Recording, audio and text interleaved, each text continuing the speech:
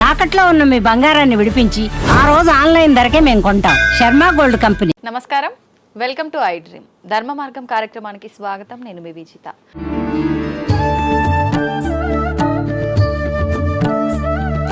ప్రస్తుతం మనతో పాటు ఉన్నారు శ్రీ విద్యా ఉపాసకులు సుధీర్ శర్మ గారు. ఇప్పుడు వారితో మాట్లాడి వినాయక చవితి గురించి, అసలు మనం ఎప్పుడూ తెలుసుకోని విషయాలు, వినని విషయాలు, మనకు తెలియని విషయాలు వారితో మాట్లాడి తెలుసుకుందాం. నమస్కారం అండి. నమస్కారం. ఎలా ఉన్నారు? బాగున్నాము. వినాయక చవితి, వినాయకుడు అని, లంబోదరుడు అని, గణనాయకుడు అని రకరకాల పేర్లతో పిలుచుకుంటాం. అవును. ముందుగా వినాయకుడు, అసలు వినాయక అంటే అర్థం ఏంటండి? అర్థం ఏమైనా ఉందా పేరుకి? వినాయక అనే దానికి మంచి అర్థం ఉంది. సర్వాన్ వినయతి హితం అనుశాస్తీతి వినాయక అని అమరకోశంలో అర్థం. వినాయక అంటే ఏంటంటే సర్వాన్ వినయతి హితం అనుశాసయతి, అందరికీ వినయాన్ని బోధించువాడు లేదా మంచిని బోధించువాడు లేదా మంచిని ఇచ్చువాడు వినాయకుడు. జ్ఞాన ప్రదాత అంటారు కదా, ఇంకా ఎవరికి ఏది కావాలో అది ఆయన జ్ఞాన ప్రదాత. ఇంకా సిద్ధి బుద్ధి ఉన్నారు కదా ఆయనకి, ఎట్లా ఇద్దరు. సో ఆయన అనుగ్రహం వల్ల మనకి ఏంటంటే మంచి లక్షణం అలవడుతుంది. మంచిని బోధించేవాడు అంటే మనల్ని మంచి మార్గంలో పెడుతున్నట్టు లెక్క కదా. సో కానీ వినాయకుడు అంటే వినాయక అంటే మనల్ని వినయంగా ఉండడానికి, మనకి ఏది మంచో అది చెప్పి మనల్ని ఒక సరైన మార్గంలో పెట్టేవాడు వినాయకుడు. ఓకే, అది ప్రధానంగా వినాయకుడు. అలాగే ఆయనకున్న ప్రతి ఒక్క పేరుకి ఒక అర్థం ఉంటుంది. ఇప్పుడు లంబోదర అంటే లంబం అంటే చాలా పెద్దగా హ్యాంగింగ్ అని అర్థం. పెద్ద హ్యాంగింగ్ టమ్మీ ఉన్నవాడు అని అర్థం, బాగా పెద్ద బొజ్జ ఉన్నవాడు అని అర్థం. తర్వాత శూర్పకర్ణ అంటే చెవులు లాంటి పెద్ద ఏనుగు ఎలా ఉంటాయి చెవులు పెద్దగా. శూర్పం అంటే చాట, చేట లాంటి చెవులు ఉండేవాడు. కర్ణ అంటే చెవులు. అలా ఆయన ప్రతి పేరుకి ఒక అర్థము, అది మనతో ముడిపడి ఉంటుంది. మళ్ళీ ఇప్పుడు వినాయక అంటే ఆయన పేరు అంటే ఆయన పేరు మనకు ఒక మెసేజ్ ఇస్తుంది, సందేశం. ఆయన చూసి ఏం నేర్చుకోవాలి అంటే. ఓకే, అద్భుతం అండి. ఇప్పుడు వినాయకుడికి పేర్లతో పాటు రూపాలు కూడా ఉన్నాయంటారు కదా, ఎన్ని రకాల రూపాలు ఉన్నాయి? వినాయకుడికి మొత్తం 32 మనకు మంత్రశాస్త్రంలో దేవతా ఉపాసన క్రమంలో. ఇప్పుడు మామూలుగా మనం లక్ష్మీ గణపతి ఇలాంటి పేర్లని వింటుంటాం, హరిద్రా గణపతి. ఒక్కొక్క దేవతా స్వరూపం ఒక్కొక్క ఉద్దేశం కోసం ఉన్నది. మనకు 32 దేవతా స్వరూపం, 32 వినాయకుడి యొక్క స్వరూపాలలో మనకి ప్రధానంగా చెప్తాను, వాటి చదువుతాను. వాటి పేర్లు ఫస్ట్ నేను ఒకసారి అంటాను, తర్వాత వాటి పేర్లు విడిగా చెప్తాను. ప్రధానంగా వచ్చి బాలః తరుణ భక్తౌ చ వీరశక్తిర్ద్విజస్థథ సిద్ధ ఉచ్ఛిష్ట విఘ్నేశౌ క్షిప్రో హేరంబ నాయకః లక్ష్మీ గణపతిశ్చైవ మహావిఘ్నేశ్వరస్తథ విజయః కల్ప నృత్తశ్చ ఊర్ధ్వ విఘ్నేశ ఉచ్యతే ఏకాక్షరో వరశ్చైవ త్రియక్షర అక్షిప్రదాయకః హరిద్రాఖ్యశ్చైకదంతః సృష్టిరుద్దండనాయకః రుణమోచనకోఢుండిః ద్విముఖః త్రిముఖస్తథా సింహయోగశ్చ దుర్గా చ దేవః సంకటహారకః అని 32 పేర్లు వినాయకుడికి. ఏం పేర్లు అవి అంటే బాలగణపతి, తరుణ గణపతి, భక్త గణపతి, వీర గణపతి, శక్తి గణపతి, ద్విజ గణపతి, సిద్ధ గణపతి, ఉచ్ఛిష్ట గణపతి, విఘ్న గణపతి, క్షిప్ర గణపతి, హేరంబ గణపతి, లక్ష్మీ గణపతి, మహాగణపతి, విజయ గణపతి, నృత్త గణపతి, ఊర్ధ్వ గణపతి, ఏకాక్షర గణపతి, వర గణపతి, సృష్టి గణపతి, క్షిప్రప్రదాయక గణపతి, త్రియక్షర గణపతి, హరిద్రా గణపతి, ఏకదంత సృష్టి గణపతి, ఉద్దండ గణపతి, రుణ విమోచక గణపతి, డుండి గణపతి, ద్విముఖ గణపతి, త్రిముఖ గణపతి, సింహ గణపతి, యోగ గణపతి, దుర్గా గణపతి, సంకటహర గణపతి. ఇంతమంది ఉన్నారు. 32 మంది గణపతులు వారి వారి అంటే వారి వారి యొక్క విశేషమైన శక్తిని అన్ని రకాలుగా విఘ్నేశ్వరుడు ఆయన అందులో నిక్షిప్తమై ఉన్నాడు. ఓకే, ఇప్పుడు ఇన్ని రూపాలతో ఇన్ని పేర్లతో గణపయ్య ఉన్నాడు కదా, మరి అంటే ప్రత్యేకించి మనం ఏ రూపంలో ఆరాధించినా పర్వాలేదా? ఒక్క రూపంలో ఉన్న గణపయ్యని ఆరాధిస్తే ఒక రకమైన ఫలితం కలుగుతుంది అని ప్రత్యేకించి అలా ఏమైనా ఉంటుందంటారా? ప్రధానంగా గణపతి లక్షణం ఆయన ఏ రూపంలో ఉన్న ఆరాధన ఆయనకే కదా. మూల రూపం గణపతి, బేసిక్ ఫామ్ వచ్చి గణపతి. ఆయనకున్న వేరియేషన్స్ అనుకోవచ్చు, మనం అదర్ ఫార్మ్స్ అనుకోవచ్చు.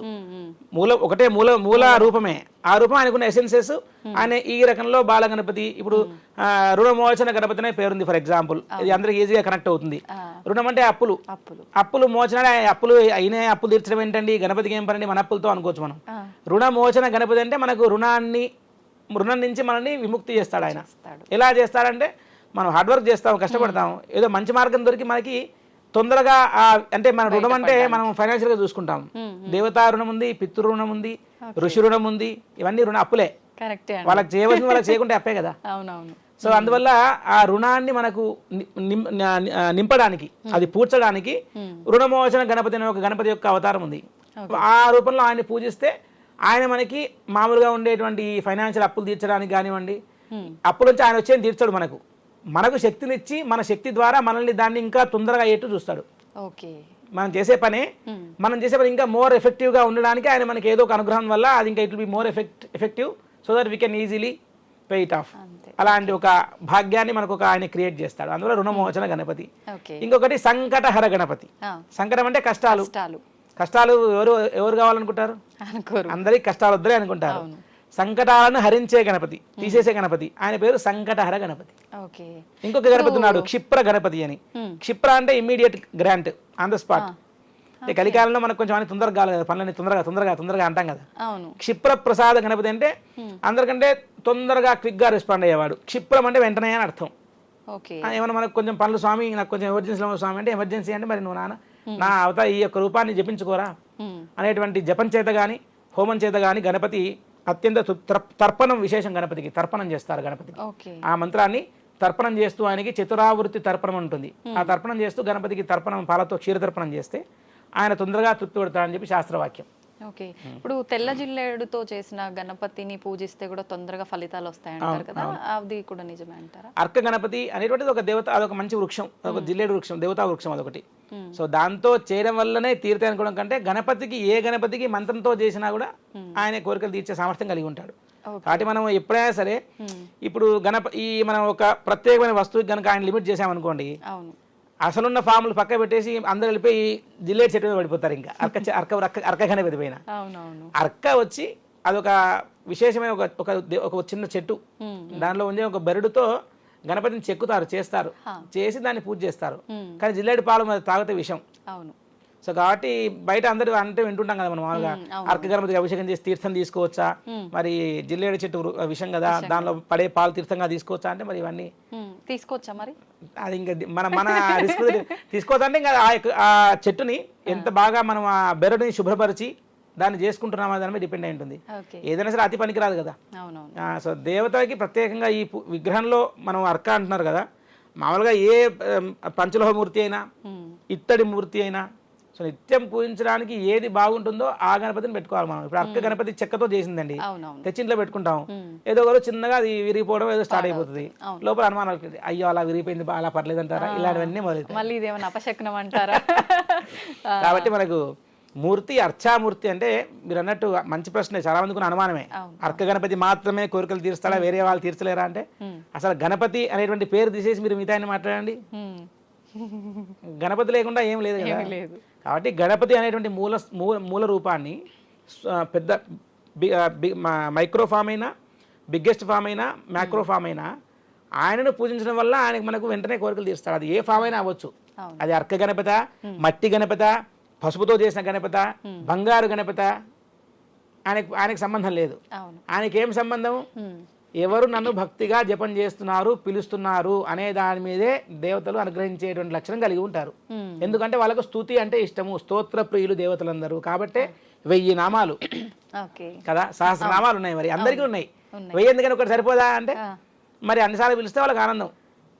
అదొక ప్రతి ఒక్క నామానికి ఒక విశేషం, ఒక స్పెషాలిటీ, వాళ్ళకి దానిలో ఒక రహస్యమైన అర్థం మనకు కూడి ఉంటుంది. కాబట్టి అర్క గణపతికి పూజ చేసినా, బంగారు గణపతికి పూజ చేసినా కూడా ఫలం భక్తితో చేస్తే సమానము. మనశుద్ధితో ఆ దేవత యందు సంపూర్ణమైన విశ్వాసం. వినాయకుడు అంటే వినాయకుడే, స్వామి నువ్వే దిక్కు, నన్ను నువ్వే రక్షించు అనే శరణాగతి ఉందనుకోండి, విగ్రహంతో సంబంధం లేదు. స్వామికి విగ్రహం ఉంటుంది ఖచ్చితంగా, అందరూ వద్దన పెట్టుకుంటారు, కానీ భక్తి. అయితే ఇప్పుడు మనం ఏ దేవుళ్ళని పూజించినా, ఏ దేవుళ్ళని ఆరాధించినా మనం ఇంట్లో పెట్టుకుంటాము, ఆరాధిస్తాము. కానీ ఒక వినాయకుడి విషయానికి వస్తే మాత్రం నవరాత్రుల్లాగా మనము స్వామివారి విగ్రహం పెట్టి పూజలు చేసిన తర్వాత తీసుకెళ్లి నిమజ్జనం చేస్తూ ఉంటాం. ఎందుకని ఈ కాన్సెప్ట్ అంతా? అసలు నిమజ్జనం అంటే ఏంటంటే మనకి ఇప్పుడు చూడండి, ఇదంతా ప్రకృతి సంబంధించిన కాన్సెప్ట్. ప్రకృతి తెలుసు కదా మనకి. ఇప్పుడు వినాయక చవితి చూడండి, వినాయక చవితి ఎప్పుడు వస్తుంది? భాద్రపద మాసం, శ్రావణ మాసం తర్వాత భాద్రపద మాసం వస్తుంది. ఆ 2 months శ్రావణం భాద్రపదం ఏ ఋతువు? వర్ష ఋతువు, వర్షాలు పడతాయి. సో ఇప్పుడు ఒకవేళ మట్టితో సపోజ్ ఎగ్జాంపుల్ మనం నేను వ్యవసాయం చేసేటువంటి కాన్సెప్ట్లో చెప్తే మట్టిని తీయాలి. ఏ మట్టి తీయాలి? రేగడి అలాంటి మట్టి చెరువులో మట్టి తీయాలి. ఆ మట్టి తీసుకొస్తారు. దానివల్ల చెరువులో మట్టి తీసే వల్ల చెరువుకి పూడికి తీసినట్టు అవుతుంది, అది లోతు పెరిగినట్టు అవుతుంది. తర్వాత సారవంతమైన మట్టిని తీసుకొచ్చి ఇప్పుడు మళ్ళీ ఏంటంటే ఇప్పుడు దీనివల్ల ప్రకృతికి హాని జరగదు. మీరు ఒకవేళ ప్యూర్ గా మట్టితో చేసిన గణపతి మాత్రమే తెచ్చుకొని మీరు 9 రోజులు అర్చామూర్తిగా పూజించి, ఉత్సవమూర్తిగా పూజించి మరలా ఆయన నిమజ్జనం చేయడం వలన ఆ జలాల్లో కలిసిపోయి ఆయన మళ్ళీ ప్రకృతిలో ఏకంగా అంటే ఏంటి, ఏ రూపము ప్రకృతి నుంచి వచ్చిందో అదే రూపం మళ్ళీ ప్రకృతిలో కలిసింది. అవునండి. అంటే ఆ రూపం ఎందుకు వచ్చింది? రూపం మానవులు ఉద్ధరించడానికి వచ్చింది, మనకు శ్రేయస్సు చేయడానికి వచ్చింది. ఏ రూపాన్ని చూస్తే మానవుడు ఆహా అని సంతోషపడతాడో ఆ రూపాన్ని తీసుకొని అదొక ఏమంటారు భవబంధాలు అంటారు చూసారా, అంటే పుట్టడం చావడం అనేటువంటి దాన్ని భవము అంటారు. అంటే జన్మించడం మరణించడం భవబంధాలు. సో సర్కిల్ కదా. అవును. ఇప్పుడు ఆయన అమ్మవారు ఎక్కడి నుంచి తయారు చేసింది? పార్వతీ అమ్మవారు పసుపు ముద్దతో తయారు చేసి ప్రాణం ఇచ్చింది. అది ఎలా ఇచ్చిందండి, అలా ఎలా సాధ్యం అవుతుందండి అంటే మన ఇప్పుడు ఎక్కడో ఈ మెకానికల్ ఇంజనీర్ చేసేవాళ్ళు సైంటిస్టులు అందరూ కూడా ఒక చిన్న బొమ్మ కారం చేసి కారుకి కదిలే శక్తి ఇచ్చారు కదండి. వెలికేంత శక్తి ఉన్నప్పుడు దేవతలకు అసాధ్యమైంది ఉంటుందా? వాళ్ళు ప్రాణం పోయలేరా కదా. సో అందువల్ల ఆవిడ అలా చేసి అంటే మనం ఏమర్థం చేసుకోవాలి, హరిద్రా గణపతి పసుపుతో చేసిన గణపతి ఆయన అర్చించి పూజించి ఆయన మళ్ళీ ఇల్లు నిమజ్జనం చేస్తే ఎవరికి దీనివల్ల పర్యావరణ హాని కలిగిందా? లేదు, కలగదు. సో కాబట్టి మట్టితో చేసిన గణపతి ఈ 9 రోజులు ఆయన్ని పూజించి ఆయనకు నిమజ్జనం. మనకు అన్ని దేవతలకు ఉద్వాసన చెప్తాం కదా. ఉద్వాసన అంటే మనం పిలుస్తాము, ఇప్పుడు ఇంటికి ఎవరు చుట్టాలు వచ్చారండి రండి కూర్చోండి అంటాం, వెళ్ళేప్పుడు వెళ్ళొస్తామంటే వెళ్ళండి అంటాం కదా, అవునా కదా. So we are inviting, we are sending them off. మనకు ఆ 9 రోజులకి స్వామి అతిథి. ఆయన విశేషంగా పూజలు అందుకొని 9 రోజులు అనుగ్రహించి నాయన వచ్చే సంవత్సరం వస్తానరా, మళ్ళీ ప్రత్యేకంగా వస్తాను. ఇప్పుడు మామూలుగా నేను స్టూడియోకి రావడం వేరు, ఒక విషయం కోసం మాట్లాడడం కదా. అవునండి. కాన్సెప్ట్ ఆ కాన్షియస్ వేరు కదా. ఆయనకి 9 రోజులు భాద్రపద శుక్ల చతుర్థి నుంచి ఆయన విశేషంగా అర్చించి 9 రోజులు పూజించి ఆయనకి 10వ రోజు 9వ రోజు వాళ్ళ అనుకూలం ప్రకారం నిమజ్జనం చేసేస్తారు. అయితే ఇప్పుడు వినాయకుడిని నవరాత్రులు మాత్రమే పూజిస్తారని అంటారు కదా, నిజంగా అది ముందు నుంచి పురాతన కాలం నుంచి ఉన్న ఆచారమేనా ఈ నవరాత్రుల? వినాయక చతుర్థి అయితే ఖచ్చితంగా మనకు శాస్త్రాల్లో మనకు చాలా మంది అన్ని చోట్ల మన వినాయక చవితి మన ఈ కథ కానివ్వండి, మనకు ఈ నీలాపనిందుల కథ కానివ్వండి, ఇవన్నీ కూడా వేదోక్తమైనటువంటిదే. ఎందుకంటే మనకు సంక్రాంతి చతుర్థికి చాలా మంది వ్రతం పట్టుకుంటారు, సంకష్టి అని అంటారు దాన్ని. సో ఈ వినాయక చవితి నవరాత్రులు మనకు మామూలుగా చరిత్ర చూసుకుంటేనంటే ఈ బాలగంగాధర తిలక్ గారి ద్వారా స్వాతంత్ర ఉద్యమ సమయంలో ఆయన హిందువులందరినీ ఒక చోటు తేవడానికి ఆయన వినాయక చవితి మండపాలు ఏర్పాటు చేసి అన్ని రకాల కమ్యూనిటీస్ని ఒక దగ్గర తీసుకొచ్చి వాళ్ళలో భక్తిభావం నింపడానికి, ఒక ఐకమత్యాన్ని చూపించడానికి ఆయన నవరాత్రులుగా మొదలెట్టారని చెప్పి మనకు చరిత్ర చదువుతుంటే మామూలుగా ఎక్కడ చూసినా అదే అందరం వింటుంటాం మనం. కాకుంటే వినాయక చవితికి ఆ రోజు స్వామికి చతుర్థి, మనకు 9 రోజులు ఏది చేసినా మనం 9 రోజులు చేసుకుంటాం మనకి. సో ఆ 9 రోజులు మనకు చాలా విశేషమైన సంఖ్య. అందుకని ఆ 9 రోజుల్లో పూజ చేసేటువంటి ఆ లక్షణం మరి అప్పటి నుంచి వచ్చిందా? కాకుంటే అయితే ఏ కీర్తనలు చూసుకున్నా మనకు నవరాత్రి, ఇప్పుడు అమ్మవారి నవరాత్రులు తీసుకుంటే అమ్మవారికి నవరాత్రులు 9 రోజులు 9 రూపాలు, 9 అనేక రకాల రూప విశేషాలు, ఒక రూపము, ఒక అలంకారం అన్ని ఉన్నాయి. కానీ గణపతికి భాద్రపద శుక్ల చతుర్థ్యాం బ్రాహ్మణాది పూజితం అని చెప్పి ముత్తుస్వామి దీక్షలో కీర్తనలో అంటారు. అంటే భాద్రపద శుక్ల చవితి రోజు, శుక్ల అంటే తెలుపు, చంద్రుడు ఫుల్ తెలుపుగా అయ్యేటువంటి క్రమము అంటే పౌర్ణమి. పౌర్ణమిలో చంద్రుడు is going to become full white. శుక్లం అంటే తెలుపు అర్థం. శుక్ల పక్షము అంటే the fourth night which moon becomes full is going to become full white, అది శుక్లపక్షం. కృష్ణపక్షం అంటే కరిగిపోవడం, నలుపోవడం అంటే అమావాస్యకి దగ్గరగా వెళ్ళటం కృష్ణపక్షం. సో శుక్లపక్ష చతుర్థి నాడు భాద్రపద మాసంలో విశేషంగా వినాయకుని ఆ రోజే అర్చన చేయాలని మనకు వేదోక్తమైనటువంటి ప్రమాణం. నవరాత్రులు ఇంకా మరి వ్యవహారికంగా అనుకోవచ్చు, ఎక్కడైతే మరి దాని గురించి ప్రత్యేకంగా నేనైతే విన్నది లేదు. నవరాత్రులు అయితే మనకు అదే మీరు అన్నట్టు ఒక ప్రత్యేకమైన భక్తి వాతావరణం క్రియేట్ చేయడానికి వినాయక నవరాత్రులు బాలగంగాధర తిలక్ గారి ఆధ్వర్యంలో ఎక్కువగా పేరు పొందాయని మనం చరిత్ర ద్వారా వింటూ ఉంటాం. అది అయితే ఇప్పుడు చాలా మంది ఒకప్పటి కాలంలో చూసుకుంటే ఇళ్లలో చాలా తక్కువ మంది పెట్టేది, కాలనీస్ లో సామూహికంగా ఎక్కువగా సెలబ్రేట్ చేసుకునే వాళ్ళు పండగని. ఇప్పుడు చూస్తే ప్రతి ఒక్కరి ఇంట్లో 90% పెట్టడానికి ఎక్కువ ఇంపార్టెన్స్ ఇస్తున్నారు. కానీ కొంతమంది మాత్రం పెద్దవాళ్ళు అది ఆచారం ఉండాలి, ఇంట్లో వాళ్ళు ఎలా పెడతారు, మేము ఎప్పుడు మా పురాతన కాలం నుంచి ఏ తరంలో పెట్టలేదు, అది మళ్ళీ శుభమో అశుభమో ఇట్లా మాట్లాడుతుంటారు. నిజంగా మనం ఏ శుభకార్యం చేసినా ఏ కార్యం చేసినా పూజించేది ఆ గణపయ్యని. మరి అలాంటి దేవుణ్ణి పూజించడానికి ఆచారాలు వంతనలు ఇవన్నీ చూసుకోవాలి లేదండి. ఇప్పుడు మేము వచ్చింది చాలా బేసిక్ మినిమం పల్లెటూరు. సో పల్లెటూరులో ఎవరు గణపతి అయినా బతుకమ్మ పండుగ అయినా మన తెలంగాణ వైపు చూసుకుంటే అసలు ఆ పండుగ లేని ఏ ఇల్లు లేదు. ఉండదు. అవును. వ్యవసాయదారులకి గణపతి అంటే అసలు గణపతి పండుగ వస్తే వాళ్ళకు చాలా ఎంతో ఉత్సాహం. మా పల్లెటూరులో చిన్న చిన్న పల్లెటూరులో గణపతిని పెడితే అందరూ వచ్చి అసలు ఆ హరికథ భజన కాలక్షేపము ఎన్ని రకరకాల అద్భుతంగా ఉండేది. ఎవరి పనులకు వాళ్ళు వెళ్ళొచ్చిన తర్వాత సాయంకాలం అందరూ ఒక దగ్గర నిదానంగా నిమ్మలంగా అందరూ కలుసుకొని సాయంకాలం భజన అంటే కానివ్వండి, కోలాటం కానివ్వండి, చాలా అద్భుతంగా చేసేవాళ్ళు. కాబట్టి గణపతికి ఎప్పుడు కూడా ఇళ్లలో చేయకుండా ఉండడం అయితే నాకు తెలిసిన కాలం ఎక్కడ లేదు. మీరు అన్నట్టు ఒకవేళ ఇళ్లలో చేయడం మాకు అచ్చిరాదు అని ఎవరైనా అనుకుంటే, అంటే ఏమన్నా వాళ్ళకి జరిగిన ఏమన్నా చెడుని వాళ్ళు దీనికి అప్లై లింక్ పెట్టుకొని ఆలోచన చేస్తారు. అది కూడా కారణం కావచ్చు. అది వాళ్ళ సెంటిమెంటల్ ఇష్యూస్ అవి. మనం వాళ్ళని ఇంకా చేయను అని ఫిక్స్ అయితే మనం చేయడానికి మనం ఫోర్స్ చేయలేము మనం ఇంకా ఎవరినైనా సరే. కానీ మీరు అన్నట్టు కాలనీల్లో మనకు ఒక సమూహంగా అందరు కలిసి ఒక దగ్గర కూడి చేసుకోవడం అయితే అందరూ చెయ్యాలి, ఖచ్చితంగా చెయ్యాలి. చేస్తేనే మనకు ఒక భక్తి వాతావరణం ఏర్పడి కనీసం కొంతమందికైనా భక్తి అనేటువంటి విషయం తెలుస్తుంది. నిజంగా. ఇప్పుడు అలా ఇంట్లో దేవుడి విగ్రహం పెట్టుకున్న వాళ్ళు ఎన్ని రోజులు పూజలు చేయాలంటారు? దాన్ని ఏం మనం ఇంపోజ్ చేసుకోవద్దండి. మామూలుగా ఇప్పుడు అదే ఇప్పుడు ఏంటంటే చాలా మందికి 9 రోజులు చేయాలంటే వాళ్ళ ఫుడ్ హ్యాబిట్స్ వల్ల జంకుతారు. అయ్యో ఇంట్లో శుభ్రంగా లేదు కదా, పిల్లలు ఆహారం, పిల్లలు తినే ఫుడ్ వేరు, మా ఫుడ్ వేరు అని వాళ్ళకి చాలా ఆలోచన ఉంటాయి. ఇది ప్రాక్టికల్ గా చూసుకోవాలి. భాద్రపద శుక్ల చతుర్థి వినాయక చవితి నాడు ఖచ్చితంగా పూజ చేయడం పరిపాటి అందరు చేస్తారు. ఇంకా వాళ్ళు ఇంకా అనుమానం లేకుండా వాళ్ళ ముందే వాళ్ళు ఫిక్స్ అవ్వాలి. నేను 3 రోజులు స్వామివారిని పూజిస్తాను, 5 రోజులు పూజిస్తాను. ఇప్పుడు మనకు హైదరాబాద్ లో చూసుకుంటే ఒకరు 3 రోజులు, ఒకరు 2 రోజులు, ఒకరు 1 రోజు, ఒకరు 5 రోజులు, ఎవరి ఇష్టం వాళ్ళు. ఇప్పుడు అవి రాత్రులు కౌంట్ చేయాలా, డేస్ కౌంట్ చేసుకోవాలా? దీని పేరు చూడండి మీరు, నవరాత్రులు. 9 రాత్రులు. మామూలుగా అయితే మేము చిన్నప్పుడు వినేది 9 రాత్రులు అయిన తర్వాత 10వ రోజు సాయంకాలం తీసేవాళ్ళు, లేదా 9వ రోజు రాత్రి తీసేవాళ్ళు వినాయకుడికి. సో కలిసి ఉద్వాసం చేసేసి 9వ రోజు ఆయన నీళ్ళలో ఉద్వాసం చేసేవాళ్ళు, ఆయన నిమజ్జనం చేసేవాళ్ళు.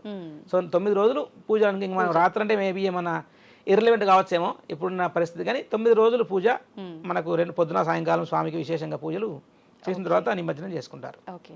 అయితే ఇలా ప్రతి సంవత్సరము వినాయకుని ఇంట్లో పెట్టే ఆచారమే కావచ్చు, అది ఒక అలవాటుగా మారిన వాళ్ళు ఇంట్లో ఒక 2-3 ఆడవాళ్ళు ఉన్న పరిస్థితులు ఉంటాయి.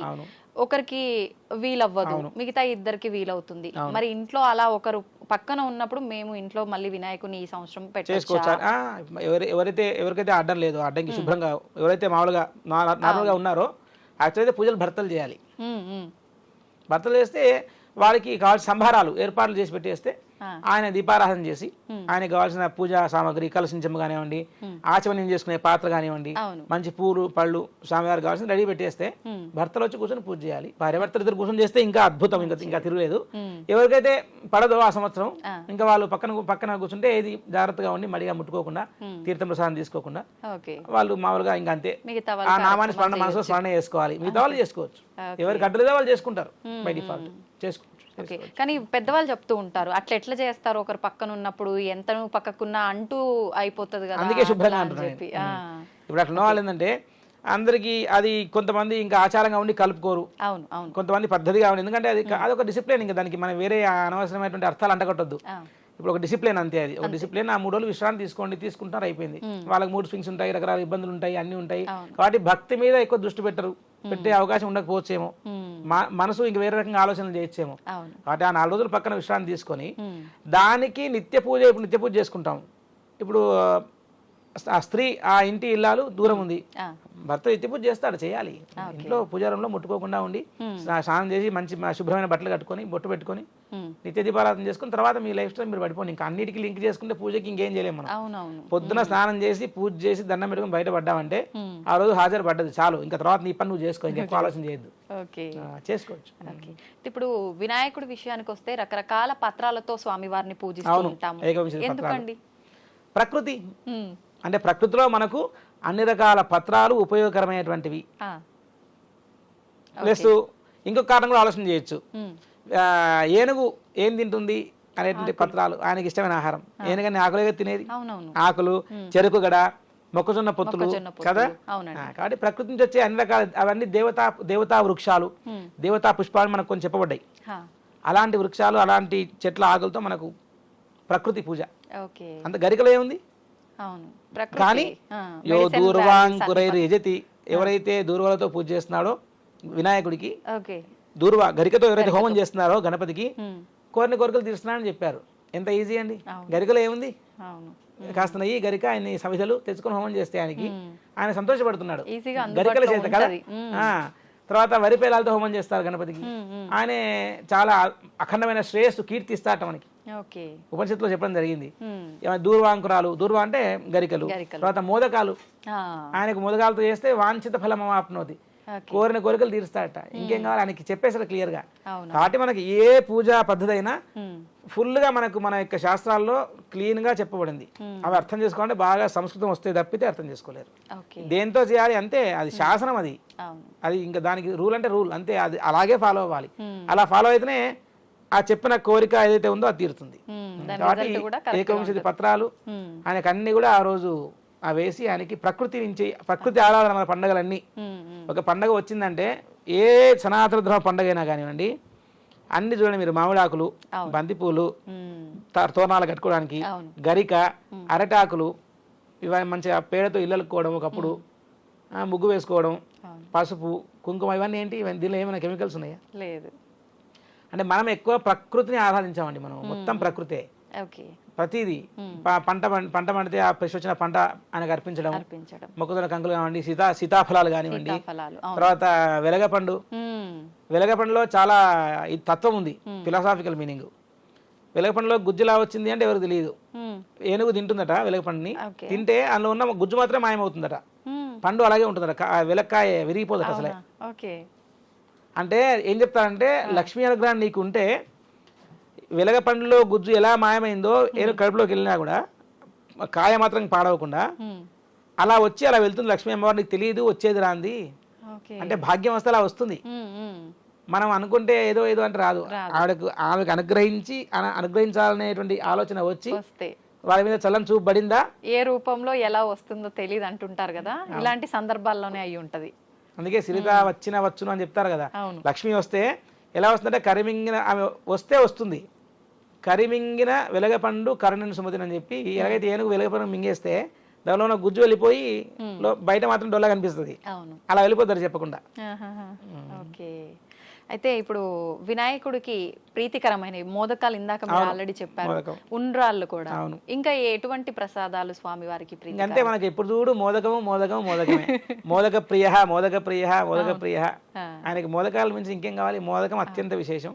ఇంకా మనం ఒకవేళ గణపతిని గజావతారం కదా, గజముఖం కదా, ఏనుగు అవతారం, ఏనుగు ఏం తింటుంది అని ఆలోచన చేసుకుంటే మామూలుగా జస్ట్ ప్రకృతి పరంగా ఒక ఏనుగుని మనం ఒక పెద్ద మహా జంతువుగా చూసినప్పుడు ఏనుగును గజరాజం అంటారు కదా, గజరాజం అది ఒక రాజులాగా నడుస్తుంది, టీవీ ఎలా నడుస్తుంది. దానికి ఏం కావాలి, ఏం తింటుంది, ఇష్టంగా విరుచుకొని చెరుకు గడలు తింటుంది, ఇష్టం చాలా. అది మామూలుగా ఓహో ఏనుగు ఇష్టం కాబట్టి అవి పెట్టడం. మనం ఏనుగుని చూస్తే గణపతి అనుకుంటాం కదా, అవి గణపతి అంటాం ఏనుగుని చూస్తే మనం.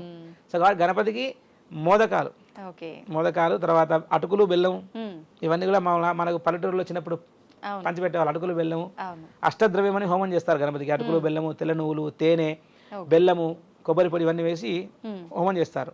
సో అటుకులు, బెల్లం, ఉండ్రాళ్ళు, తర్వాత ఆయనకి పాయసం, ఇవన్నీ పెడతారు. కానీ మోదకం అనేటువంటిది సంతోషము కలగజేసే దాని పేరు మోదకం. మోదహ అంటే ఆనందం కలగజేసేటువంటిది. ఏది తింటే గణపతికి ఆనందం కలుగుతుందో అది మోదకం. ఉండ్రాళ్ళు, మోదకాలు కూడా కొబ్బరితో చేసే రకరకాల పద్ధతులు ఉన్నాయి. మహారాష్ట్రలో ఒక రకంగా చేస్తారు, మనసులో ఒక రకంగా చేస్తారు. వాటిని కొంతమంది స్టీమ్ తో చేస్తారు. కొబ్బరి పొడి, బెల్లం పొడి, నువ్వుల పొడి, బెల్లము, పల్లీలు, బెల్లంతో కూడా చేస్తారు. రకరకాల పద్ధతులు. ఇప్పుడు చాలా మంది ఆ రోజు వినాయకుడి విగ్రహం ముందు రోజే తీసుకొచ్చి పెట్టుకుంటారు. అలా తీసుకొచ్చుకుంటే తప్పు లేదా? ఏం లేదు. అది ఆ రోజు కూడా లెక్కలోకి వస్తుందా? లేదు, మనకి ఎందుకంటే పండగ ఏ రోజు ఉంటే ఆ రోజు నుంచి లెక్క కదా. పూజలు ఎప్పుడైతే అందుకున్నారో అప్పటి నుంచి లెక్కలోకి అంటే ఆ కాన్షియస్, అరే రేపు పూజ అనేటువంటి కాన్షియస్ మనసులో మనకు అప్పటించే మనసు శుద్ధంగా తయారవుతుంటుంది. మనం క్లీన్ చేసుకోవాలి, ప్లేస్ క్లీన్ చేసుకోవాలి, గణపతికి మంటపం పెట్టుకోవాలి, ముగ్గు వేసుకోవాలి, ఆయనకు చిన్న కింద అరటాకు వేయాలి, ఆ పత్రాలు, పుష్పాలు తెచ్చుకోవాలి. సో విగ్రహం ముందు రోజు తీసుకు, అఫ్ కోర్స్ మనం ఏర్పాటు చేయాలి. తెల్లవారుజామున అంటే మరి ముందు రోజు రాత్రి ఆయన పెట్టుకోవాల్సిందే కదా. కాబట్టి వినాయక చవితి రోజు నుంచే పండగ స్టార్ట్, ఆ రోజు నుంచే లెక్క. తెల్లవారుజామునే పూజ చేసుకోవాలంటారా? కొంతమంది సాయంకాలం చేస్తూ ఉంటారు. అవునవును. ఇప్పుడు మంటపాలలో అందరూ సాయంకాలంలో చేసుకుంటారు. అదేంటంటే వాళ్ళ ఏర్పాట్ల మీద డిపెండ్ అయి ఉంటుంది. ఎందుకంటే అందరు రావాలి, అందరూ కలవాలి, వచ్చి పొద్దున ఏవో పనులు ఉంటాయి అవి చేసుకోవాలి. ప్లస్ ఇళ్ళలో పూజ చేసుకొని కానీ సాయంకాలం సొసైటీకి వెళ్ళరు బయట పెట్టే పూజలకి. కాబట్టి ఎప్పుడైనా చేసుకోవచ్చు, మన అనుకూలం అండి. దానికి ఇప్పుడు పురోహితుల సమక్షంలోనే చేసుకోవాలా ఇంట్లో పెట్టుకున్న వాళ్ళు? అంతే కదా, ఇంట్లో పెట్టుకున్న వాళ్ళు అదే అండి, మళ్ళీ సబ్జెక్ట్ టు వాళ్ళకి తెలుగు భాష బాగా వచ్చి తప్పులు అన్ని మంచిగా శుద్ధంగా ఉచ్చారణ చేసుకునే శక్తి ఉంది, నాకు అస్థయో అర్ఘ్యం సమర్పయామి ముఖే ఆచమనీయం సమర్పయామి ఇంత క్లియర్ గా వాళ్ళు చెప్పగలిగితే సంతోషంగా చేసుకోవచ్చు. దానికి ఉంది. కానీ పురోహితుని పిలిచి చేస్తే మంచిది, పురోహితులు చేస్తే వాళ్ళు కల్పోక్తంగా మీకు ఇబ్బంది లేకుండా ఉంటుంది కదా. అవును, హ్యాపీగా అంతే బ్రహ్మాండంగా నిజంగా పూజ మంచిగా పూర్తయింది అనే ఒక తృప్తి కూడా నిదానంగా చేసుకోవాలి, తొందరపడకుండా నిదానంగా ఒక భక్తితో. అసలు నామస్మరణ లేని పూజ వేస్ట్ అని, నామస్మరణ చేయాలి రోజంతా మనసులో. జై గణేశ జై గణేశ ఓం వినాయకాయ నమః గణేశాయ నమః అనుకుంటూ ఆ డే అంతా ఆ రోజు నాకు అంకితం చేసేయాలని మొత్తం. ఇంకా అసలు అది లేకుండా పూజ అంటే ఇంకా వ్యర్థం. ఓకే, స్మరణ, నామస్మరణ చాలా పెద్దది, అది చేయలేము మనం, మన మైండ్ అటు ఇటు వెళ్ళిపోతుంటుంది. ఖచ్చితంగా వీలైతే పురోహితుని పిలిచి చేసుకోండి, సంతోషం. లేదు తెలుగు భాష బాగా వచ్చు, లేకుంటే ఇప్పుడు అందరూ యూట్యూబ్లో పెట్టేసుకుంటారు. యూట్యూబ్లో అవును. సో కాబట్టి జాగ్రత్తగా ఇంకా కన్ఫ్యూజ్ లేకుండా చేసుకోవాలి. ఓకే, సో వినాయక వ్రతకల్పం పుస్తకం దొరుకుతుంది, అవును, అది పెట్టుకొని జాగ్రత్తగా అందరూ ఓన్లీ భర్త కూడా చేస్తే భార్య మేకప్ చేసి కూర్చోవడం కాదు, భార్య పిల్లలు అందరూ కూర్చోవాలి భర్తతో పూజకి. మొత్తం ఏ పండగైనా కుటుంబం మొత్తం కూర్చొని బొట్టు పెట్టుకొని సరైన వస్త్రధారణ వేసుకొని చేసుకోవాలి పూజ. అది అత్యంత ఆవశ్యకం, అవసరం కూడా చాలా ఈ రోజున ప్రపంచానికి. పిల్లలకి మనం రానివ్వకుండా వాళ్ళకి ఏం తెలియదు, నువ్వు పక్కకి వెళ్ళిపోతే వాడు ఇంకా అటే వెళ్ళిపోతాడు. ఇంకా వాడికి తెలియకున్నా సరే కూర్చోబెట్టి వాంతో అన్ని చేయించాలి పూజల్లో, చేస్తే వాళ్ళకి ఇంట్రెస్ట్ కలుగుతుందండి. చిన్నపిల్లల్ని తీసుకొచ్చి వాళ్ళకి అన్ని ఆ పని చేయి ఈ పని చేయి, మామిడాకులు తీసుకురా అవి తీసుకురా ఇది తీసుకురా అదంది అంటే వాళ్ళు వచ్చి అన్ని పనులు చేసి పెడతారు మనకి. సో వాళ్ళకి ఏంటి, వాళ్ళు కలుపుకొలుతాం, మనల్ని కూడా కలుపుకుంటున్నారు, అరే మనం కూడా వెళ్ళి చేయాలి అని వాళ్ళకి ఉత్సాహం వస్తుంది బాగా. ఆ పూజలో ఉన్న వైబ్రేషన్స్ కూడా వాళ్ళకి కూడా అర్థమవుతాయి. అంటే ఏంటి ఈ రిచ్ ట్రెడిషన్, మన కల్చరల్స్ ఇంత ఘనంగా ఇంత ధనంగా ఇంత బాగా ఉంది, పిల్లలకు తెలుస్తుంది. వాళ్ళు మనం ఖచ్చితంగా ప్రతి పూజలో వాళ్ళు ఇన్వాల్వ్ చేసుకోవాలి, వాళ్ళకి జోక్యం కలగజేయాలి. అది. అయితే ఇప్పుడు స్వామివారి పూజ అంతా అయిపోయిన తర్వాత గుంజిళ్ళు తీస్తుంటారు. అవును, దాని వెనకాల ఏదైనా ఇంకా ఆంతర్యం ఉందా, లేదంటే నేను చేసే పూజలో ఏమైనా తప్పొప్పులు ఉంటే క్షమించమని అడగడమా? పరమార్థం అయితే మనం తప్పు చేస్తే ఐఎమ్ సారీ అంటాం కదా, అలాంటిది అనుకోవచ్చు. కాబట్టి ఇప్పుడు కొంతమంది ఈ మధ్యలో ఏదో సైంటిఫిక్ గా దానికి ఒక హెల్త్ రీజన్ యాడ్ చేసి కూడా చెప్తున్నారు. కానీ మనం బేసిక్ మీనింగ్ తీసుకుందాం. సాష్టాంగ నమస్కారం చేస్తామంటే ఏంటి, స్వామి నేను నీకు దాసుని దాసోహం. ఏ అవయవాలతో తప్పులు చేసే అవకాశాలు ఉంటాయో ఆ సెన్స్ ఆర్గాన్స్ అన్ని నేను నీకు ఇచ్చేస్తున్నాను, నువ్వు వాటిని కంట్రోల్లో పెట్టి నన్ను మంచి మార్గంలో పెట్టు. సాష్టాంగ నమస్కారం అంటే స అష్ట అంగ నమస్కారం. అంగం అంటే పార్ట్. ఏ పార్ట్? 8 పార్ట్స్ అట. ఏమిటంటే ఉరస శిరస దృష్ట్యా మనస వచస తథా పద్భ్యాం కరాభ్యాం కరణాభ్యాం ప్రణామః సాష్టాంగ ఉచ్యతే. ఏ పార్ట్స్ భూమికి తగలాలంటే ఉరస ఛాతి, శిరస తల, దృష్ట్యా 2 కళ్ళు, మనస హృదయము, వచస నోరు, పద్భ్యాం 2 పాదాలు, కరాభ్యాం 2 చేతులు, కరణాభ్యాం చెవులు. ఇవన్నీ ఆ స్వామికి నేను నీకు ఇచ్చేసాను, నువ్వు నన్ను ఇవి నేను సరెండర్ చేస్తున్నా, నువ్వు నన్ను ఇవన్నిటిని శుద్ధ ప్యూరిఫై చేసి నాకు మంచి జ్ఞానం నీవు.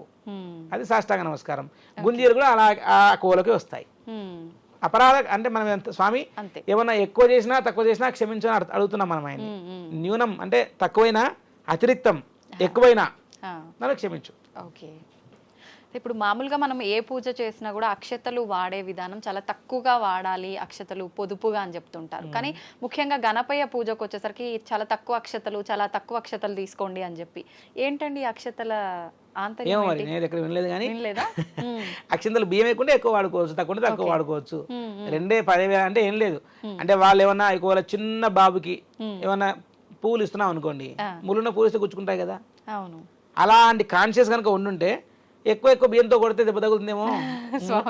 మూర్తిలో స్వామివారి మరి ఆయన ప్రాణశక్తితో ఉన్నారు కదా. కానీ అట్లేం లేదు, మనం ఏదైనా సరే అదే అంటున్నా. అందుకే అటు ఎక్కువ అవ్వద్దు, ఇటు తక్కువ అవ్వద్దు, ఏది ఎంత కావాలో అంత వేయాలి. ఇప్పుడు ఆయనకి అక్షతాన్ని సమర్పయామి అంటే ఈ నక్షతలు పాల దగ్గర వేసి నమస్కారం చేయాలి, కానీ ఇలా టపా ఇసిరి కొట్టొద్దు. అష్టోత్తరం చేస్తే ఏంటి భక్తిగా సమర్పించాలి స్వామికి, అలా నెమ్మదిగా ఒక అనురాగంతో చేయాలి. ఓహో నువ్వు రాగరాక నా ఇంటికి వచ్చావా స్వామి, నువ్వు కూర్చో, నీకు అన్ని బాగా చేస్తా, అన్ని చూసుకుంటా అని చెప్పి కూర్చోబెట్టి మనం ఎలా గెస్ట్లను చూసుకుంటాం, రాగరాకు వస్తే ఎంత ప్రేమ చేస్తాం మనం, ఆయనే అంతే. అందుకని చెప్పి అక్షతలు ఎంత కావాలో అంత వేయాలండి. ఇన్ని గుప్పలు వేస్తే ఎక్కువ పుణ్యము, 2 వేస్తే తక్కువ పుణ్యం ఏం లేదు. భక్తితో ఏం వేయకున్నా కూడా పుణ్యమే. కానీ కాన్షియస్ ఇవన్నీ మనకి ఏంటంటే ఈ రిచువల్స్ అన్ని చేయడం మనల్ని ఒక ఉత్సాహవంతులుగా చేసి మనలో ఒక కాన్షియస్ ఒక స్పృహ రావడం కోసం ఇవన్నీ మనం చూసే వస్త్రం చూడండి, పూజలు ఏముంటాయి, పసుపు కుంకుమ గంధము అక్షతలు పళ్ళు ఫల అన్ని అవన్నీ చూస్తే మీ కళ్ళకి ఏం అనిపిస్తుంది, చాలా ప్లెజెంట్గా అనిపిస్తాయి ఈ కళ్ళకి అవన్నీ. అదో పెద్ద కత్తి పెట్టండి భయం వచ్చేస్తుంది కదా. సో మనకి ఏంటంటే ఆ కళ్ళకి ఒక మంచి ప్లెజెంట్ కనిపించి మన మనసు చాలా సాఫ్ట్గా అయిపోతుంది అంతే కదా. ఇప్పుడు పూలు చూస్తే మనం సాఫ్ట్గా బయట పాటు ఆహా మన కళ్ళకి ఎంత ఆనందం కలుగుతుంది. అది కంటికి ఫుడ్, అది ఒక మంచి ఒక అందమైన పుష్పమో లేకుంటే మంచి కట్టడమో చూసినప్పుడు ఆహా అనిపించడం, that's food for the ice. మంచి ప్రసాదము నోటికి ఆహారం, మంచి సుగంధం నోస్ ఫుడ్, మంచి సంగీతం, మంచి ఏదో ఒక పాట చెవులకి ఫుడ్ కదా. అంటే ఇన్నిటిని ఆ పూజలో మనం తృప్తిపరచుకుంటున్నాం కదా. ఒక మంచి మాట మనసుకు ఫుడ్. ఎవరైనా బాగా మనం పోడితే సంతోషపడమా? పడతాం కదా. పడమే, ఇంకా పడిపోవడమే. సో గణపతిని కూడా అదే ప్రేమతో బాగా పూజించి ఆయన పడేసుకోండి. స్వామి మనం చూసుకోవాలి, నేను నీవాణ్ణి నువ్వు నా వాడివి, అయిపోయింది. వీఆర్ ఫ్రెండ్స్, సఖా అంటే ఒక మిత్రత్వంతో ఉండాలి. కాబట్టి ఆయనకు ఎవరు పల్లెటూరులో పాపం ఏమి లేదు అంటే ఏమి లేకుండా ఏమంటారు రిసోర్సెస్ లేని ప్లేస్లో కూడా ఏమి అవసరాలు లేని ఏమి ఏర్పాట్లు చేసుకోలేని ప్లేస్లో కూడా ఎంతో భక్తిగా వాళ్ళు తెచ్చి చేసుకొని అన్ని పాలవెల్లి కట్టి దానికి మారేడుకాయలు అవి కట్టి ఎంత ముద్దుగా చేసుకుంటారు పూజలు. అంటే దానిలో ఏముంది, ఏం కనిపిస్తుంది మీకు? దానిలో భక్తి కనిపిస్తుంది మనకి కదా. అంతే.